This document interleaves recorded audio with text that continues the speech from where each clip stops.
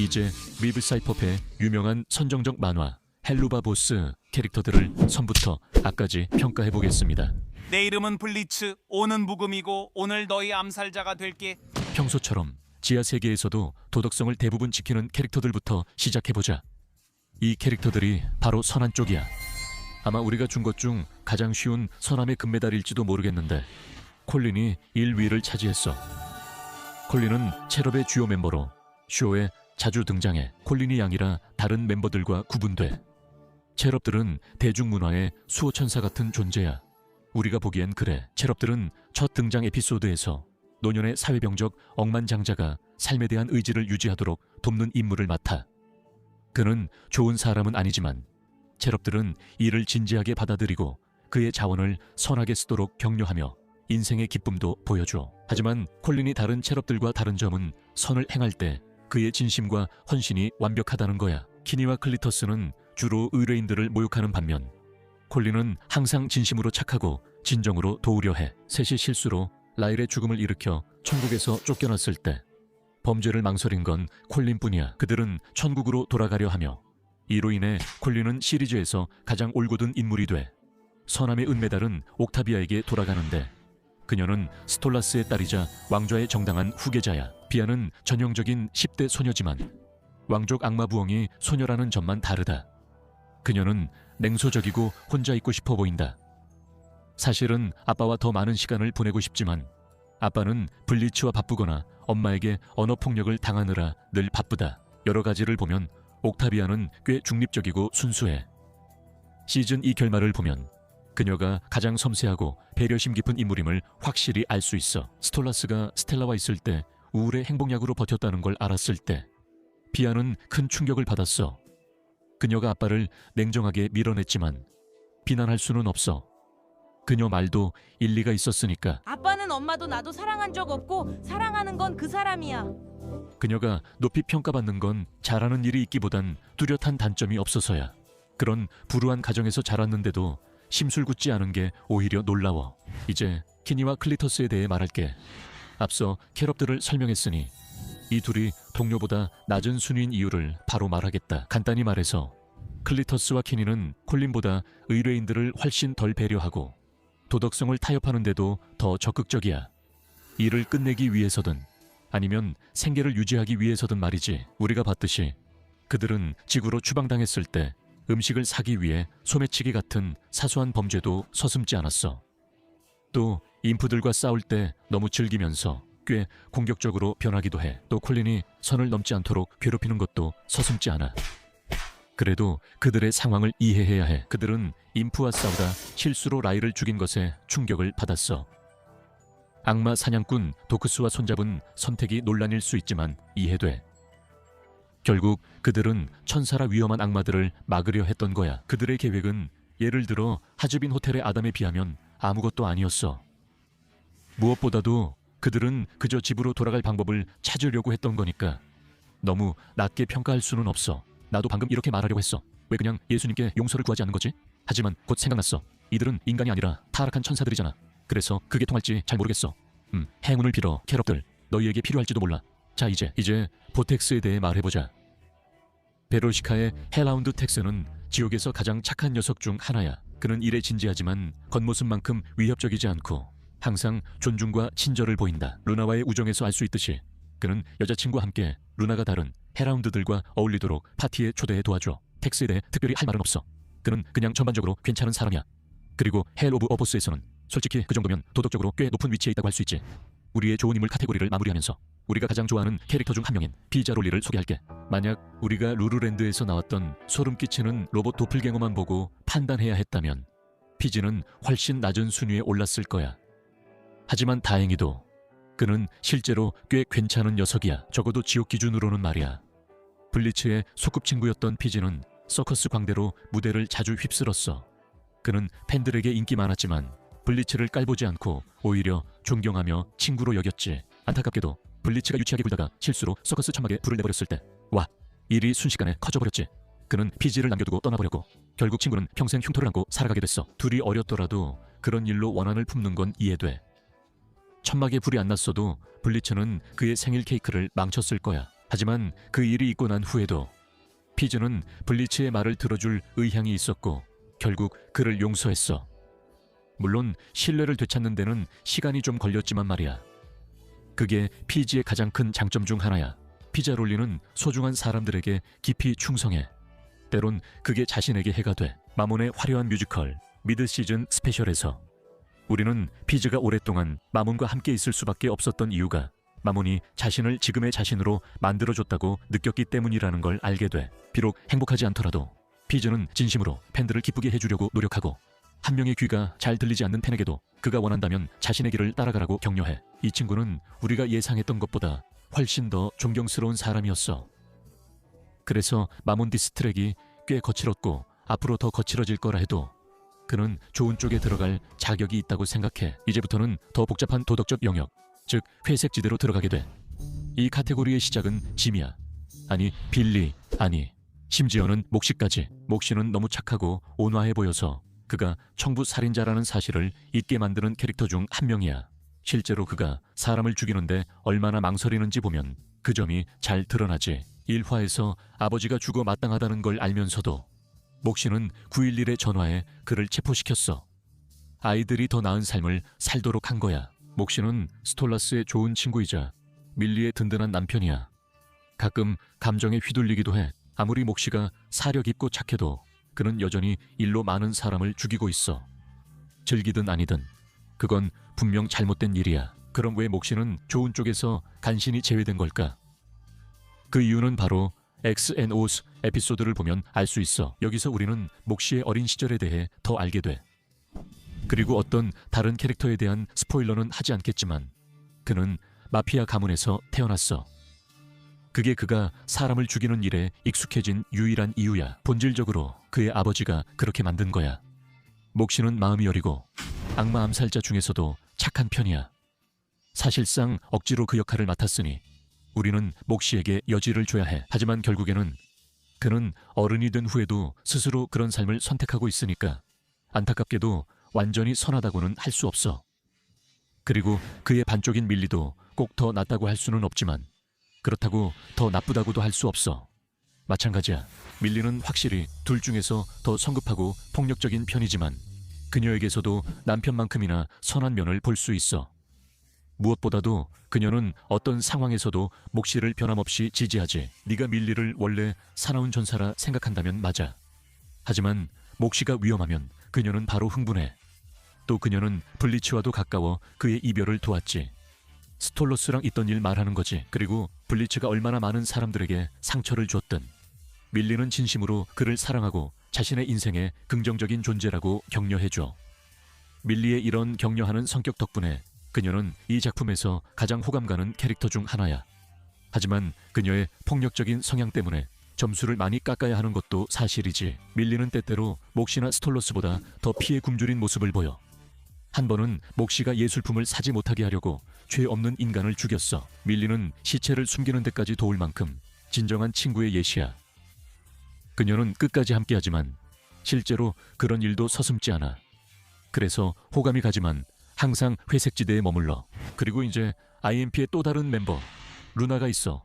이 헬라운드는 블리츠의 양딸이야. 비아처럼 루나도 모든 일과 사람의 진절머리가 나 있어. 하지만 완전히 차갑거나 무관심하진 않고 성질도 급해. 예전에 블리츠를 심하게 때린 적도 있지. 블리츠가 루나의 태도 문제에 대해 이야기하려고 했을 때 대체 뭘 보고 네가 태도에 문제가 있다고 생각했을까 싶지만 아무튼 그녀의 좋은 점으로 넘어가자면 루나는 꽤나 동정심이 많을 때도 있어. 루나는 평소엔 무관심한 척하지만 사실 아빠를 진심으로 사랑하고 챙긴다. 같은 에피소드에서 루나는 울고 있는 옥타비아를 위로한다. 옥타비아는 스톨러스가 별똥별을 함께 보자는 약속을 잊어 속상해했다. 루나는 옥타비아에게 아빠들이 실수해도 최선을 다하고 있다고 격려해줘. 이를 통해 루나의 착한 마음씨를 알 수 있어. 속으로는 어느 정도 이해하지만 아빠를 좀 이해해줘 라고 한 직후 루나는 전력으로 아빠 급소를 걷어차. 그래서 루나를 어떻게 받아들여야 할지 모르겠어. 루나는 분명히 어떤 의미로도 악하지는 않지만 우리 순위에서 더 높이 오르기 전에 해결해야 할 문제들이 좀 있어. 7 대주의 대표 중 첫 번째인 벨제부비 다음이야. 식탐의 여왕벌 비는 여왕 벨제부. 알겠어. 어쨌든 그녀의 모든 특징은 기본적으로 파티광이라는 거야. 그녀 스스로 말하길 완전 바보인 게 자랑스럽대. 나는 완전 바보인 게 자랑스러워. 그녀의 목표는 자신과 주변 모두가 즐거운 시간을 보내는 거야. 훔친 약으로 미친 파티를 열며 쾌락주의 속에서 살아. 다른 어떤 쇼였다면 우리는 아마 그녀를 기본적으로 나쁜 쪽에 넣었을 거야. 하지만 헬 오브 어보스에서는 그녀는 확실히 지옥 태생 주민들 중에서 더 친절한 편이야. 특히 오버로드들 중에서는 말이지. 그녀는 루나가 망설였지만 곧 친구가 되었고 루나에게 아빠가 파티를 너무 즐기는 것 같으니 확인해보라고 격려했다. 그녀는 또한 나름의 기준이 있어. 마스터마인드에서 처음으로 제대로 된 데몬 오버로드를 위해 그를 옹호한 걸 보면 알 수 있지. 그녀는 놀랍게도 정의감이 꽤 온전하게 남아있어서 이 리스트에서 꽤 가치 있는 부분이야. 아, 그리고 그녀는 식탐의 죄인 메달을 받을 만해. 그 다음은 말 안 해도 알겠지? B는 또 다른 오버로드, 아스모드스야. 그의 첫 등장은 그를 음흉하게 보이게 했지. 욕망지구의 지배자 아스모드스는 사랑을 중요하게 생각하지 않았고 감상적인 사랑 노래를 부른 목시를 공격했다. 피자롤리와의 관계 덕분에 아스모드스는 더 이상 추락하지 않아. 그는 피자롤리를 아끼기 때문에 피자롤리가 혼자 탐욕지구에 가는 걸 막으려 했어. 그는 여전히 욕망의 화신으로 욕망의 죄인 메달을 받을 만하지만 나름 기준도 있어. 욕망은 강요되어선 안 된다고 한 적도 있지. 아스모드스가 모범 시민은 아니지만 지금까지 본 오버로드 중엔 확실히 긍정적인 면이 많아. 이게 좀 충격적인 순위일 수도 있지만 첫 번째 에피소드에서부터 등장했던 미세스 메이버리가 다음 순서야. 그녀가 아이들 앞에서 남편을 살해해서 지옥에 오게 된 걸 생각하면 당연히 나쁜 쪽에 들어갈 거라고 생각하겠지만 하지만 모든 걸 고려하면 그녀를 끔찍한 사람이라 할 수는 없어. 그녀는 인생 대부분을 아이들을 가르치고 돌보는 데 열정을 쏟았지. 물론 살인은 지나쳤지만 그녀가 사랑하고 신뢰한 남자가 바람 피우는 걸 보고 참지 못한 건 이해할 수 있어. Think before you act. 그녀는 죄책감에 시달리다 곧바로 자살했어. 이는 양심이 있음을 보여주지만 학생들에게 죽음을 목격하게 해 더 큰 트라우마만 남겼다는 점에서 오히려 더 나쁘다고 생각해. 결국 그녀는 대부분 선하게 살았지만 마지막에 한번 극도로 타락한 행동을 했어. 그래서 그녀를 더 낮게 평가할 수는 없어. 회색지대의 마지막은 스톨라스야. 비밀인데 처음엔 스톨루스가 별로였어. 처음에는 그가 아내를 두고 인프와 바람을 피우는 거의 협박에 가까운 방식으로 매달 관계를 맺는 정말 소름 끼치는 왕자처럼 보였거든. 그는 블리츠를 아끼고 딸 옥타비아를 사랑하며 진심으로 소통하려고 노력해. 하지만 그를 나쁘게 보지 않게 된 건 시즌 2 때문이야. 여기서 우리는 스톨라스가 스텔라와 강제로 결혼했고 스텔라가 그를 계속 꾸짖고 언어적으로 학대했다는 걸 알게 돼. 스톨라스는 스텔라의 모욕과 잔인함을 견딘 이유가 비아가 평범하게 살길 바랐기 때문이라고 했어. 결과는 좋지 않았지만 그는 노력했지. 맞지? 스톨라스가 블리츠를 협박해 성관계를 맺은 일도 있지. 스톨라스를 변호하자면 블리츠는 오랜만에 다시 나타난 거야. 블리츠는 인간 세계에 가려고 스톨라스의 그리모어를 훔치려다 들키자 스톨라스가 보름달마다 만나면 그 책을 쓰게 해주겠다고 거래를 제안했어. 블리츠를 자유롭게 하고 잘못을 인정해. 블리츠가 원할 때 인간 세계로 갈 수 있게 아스마다간 크리스탈도 줘. 그리고 그 일로 딸과의 관계를 잃을 수도 있었지만 블리츠를 구하기 위해 자신의 목숨까지 내놓으려 했던 걸 잊으면 안 돼. 스톨라스에 대해 할 말은 많겠지만 적어도 그를 이기적이라고는 할 수 없어. 그는 사랑하는 이들을 위해 많은 걸 참아내고 아직 성장할 점도 많아. 평민들과의 시간이 그에게 도움이 되길 바라. 이제 본론으로 들어가자. 모두가 기다린 순간이야. 이제 나쁜 놈들과 악당들 이야기를 해보자. 이 카테고리는 블리츠의 전 여자친구 베로시카로 시작해. 그녀는 지옥 출신 사이렌이라 음악은 좋아도 도덕성은 변명할 수 없어. 사실 그녀는 자신의 목적을 위해 인간의 성욕을 거리낌 없이 조종하며 그들의 자율성과 안전을 무시해. 그래도 이 시리즈에서 인간 생명을 중요하게 여기지 않는 건 흔한 일이야. 베로시카는 블리츠에게 앙심을 품고 전애인들을 초대해 반블리츠 파티까지 열었어. 하지만 사랑한다고 말했다는 이유로 블리츠에게 차인 걸 생각하면 나라도 화가 났을 거야. 그녀는 앙심이 있지만 다른 사람들이 블리츠에게 당한 일을 이겨내도록 돕고 싶어해. 또 블리츠가 사과하자 베로시카는 그를 더 나은 사람으로 격려해. 그녀는 본질적으로 나쁘지만 이 쇼에 다른 악당들보단 덜해. 다음은 잠깐 맞나? 도크 요원들과 악마 사냥꾼들이야. 그러니까 물론 그들이 블리츠와 몫이를 잡긴 했지만 걔네들은 악마잖아. 게다가 청부살인 악마들이기도 하고 오히려 이 사람들이 착한 쪽에 들어가야 하는 거 아닌가? 이건 뭔가 실수인 것 같은데. 시즌 2에서 아무렇지 않게 드러난 한 장면만 아니었으면 그랬을 수도 있지. 그들은 어린이 병사들을 훈련시켜 전쟁터, 즉 지옥으로 보냈어. 그 미국 영웅들이 애들을 지옥에 보냈다고. 그건 과장도 아니야. 그냥 사실 그대로야. 그들은 아이들을 지옥에서 벌어지는 전쟁에 싸우러 보냈어. 이게 도대체 뭐야? 지금 어느 정부가 이런 걸 허락하고 있는 거지? 드디어 이 쇼의 주인공이자 IMP의 설립자인 블리츠 차례야. 블리츠는 잔인한 만큼이나 옹졸하고 불안정해. 그리고 믿어. 그는 정말 옹졸하고 불안정해. 블리츠는 이기심으로 주변에 상처를 줘. 세이렌들이 하루에 잡아뜨릴 수 있는 수보다 더 많이 죽이겠다고 내기를 거는 것부터 스톨라스의 가슴을 찢어놓고는 오기로 다른 사람들에게 사과하고 다니는 짓까지 말이야. 이런 이기심은 인간 생명의 무관심한 태도와 연결돼. 그래서 베로시카가 사람을 정말 좋아하는 것처럼 보여. 비교하자면 시잉 스타즈에서 그는 루나를 걱정한다는 이유만으로 아무런 관련도 없는 수많은 무고한 사람들을 죽였어. 그는 단순히 스트레스를 풀기 위해 수백 명의 사람들에게 적극적으로 피해를 줬어. 시리즈 내내 블리츠는 더 나아지려고 노력하지만 그 성공 여부는 매번 달라. 예를 들어 6화에서 그는 더 좋은 친구가 되겠다고 했고 트루스 세럼으로 목시와 속마음을 털어놓았지. 하지만 바로 다음 에피소드에서 목시와 밀리의 결혼기념일 파티에 끼어들려 했어. 그래도 그는 그들과 우정을 유지하고 특히 목시에게 더 친절해졌어. 이후 에피소드에서 말이야. 그는 스톨라스와 피자롤리와 화해하는 데 성공했어. 둘 다 그가 자기 혐오나 무지로 상처 준 사람들이야.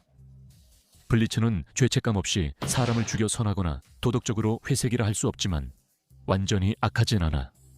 그는 이기적이고 자기 혐오가 심하지만 이를 고치려 노력하고 있어. 마스터마인드에서는 친구를 위해 희생하려 했고 신스마스에서는 스톨라스에게 머물 곳도 제공했지. 과거 피자롤리를 못 구했지만 이번엔 비슷한 폭발에서 구했지. 블리츠는 올바른 길을 가고 있어. 계속 이렇게 하면 다음 시즌쯤엔 우리 도덕적 회색지대에 들어올 수도 있어. 지금은 나쁜 범주 중에서도 더 높은 쪽에 있어야 해. 다음은 에릭 번스야. 그는 마몬 에피소드에서 소름 끼치는 피자롤리 팬보이로도 알려져 있어. 이 남자는 싸구려에 덥수룩하게 생겼고 전형적인 소름 끼치는 인물이야. 분명 피자롤리에게 억지로 들이대고 자기 환상 속 결투를 강요하지. 이미 이상한 놈인데 그루밍범에 가까운 건 당연하다. 그런데 이 남자는 어떻게든 더 최악이 돼. 피자롤리의 펜에서 안티로 돌변하더니 할 수 있는 모든 방법으로 피자롤리를 깎아내리고 결국엔 그를 죽이려고까지 하지. 옛말에 총싸움에 칼 들고 가지 말라고 하잖아. 총싸움인지 몰랐다 해도 마찬가지야. 다음은 차즈야. 밀리의 갑자기 부자가 된 전 남자친구이자 또 모씨의. 차즈는 처음 보면 재수 없는 놈 같아. 첫인상만 보면 그래. 미안. 말 다 했어.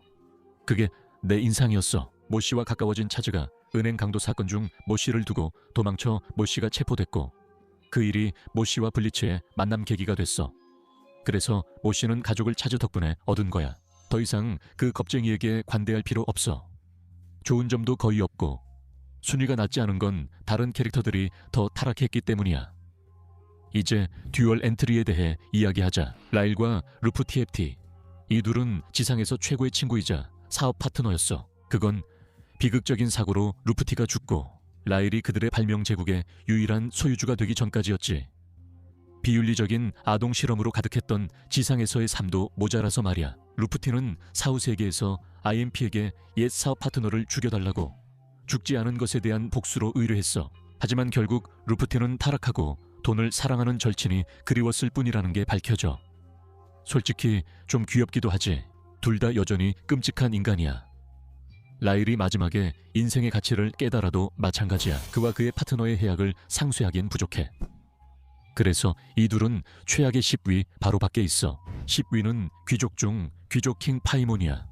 그는 스톨라스의 아버지로 자식들을 하인처럼 대하고 자신의 제국을 지옥 전역으로 확장하려 해. 스톨라스는 지구 하늘을 연구하고 스텔라와 결혼하는 임무를 맡아. 그 소식에 그는 기쁨이 아닌 완전한 절망의 눈물을 흘리지. 그만 좀 울어줄 수 없겠니? 가난한 사람을 멀리하는 그의 허영심은 교만의 상징이지만 그는 인프 하인에게 스톨라스를 서커스에 데려가 기분 풀어주라고 시킨다. 스톨로스가 블리치에게 관심을 보이자 파이몬은 서커스 후 스톨로스의 생일 선물로 블리츠를 사려 한다. 그러나 이는 자식의 감정을 피하려는 행동일 뿐이다. 아버지로서 완전히 부재한 그는 나태의 중심 메달도 받을 만하지만 오늘 우리가 이야기할 최악의 아버지에는 한참 못 미친다. 캐시 복소는 사기꾼 서커스 단장인 블리츠의 아버지에게 정말 잘 어울리는 이름이고 블리츠가 오웬이라는 이름을 숨기기로 한 이유이기도 하다. 캐시는 뼛속까지 이기적이다. 킹 파이몬이 스톨라스 생일 선물로 블리츠를 사겠다고 하자 그는 쟤는 내 아들이야. 네 주머니에 얼마 있냐? 라고 답했다.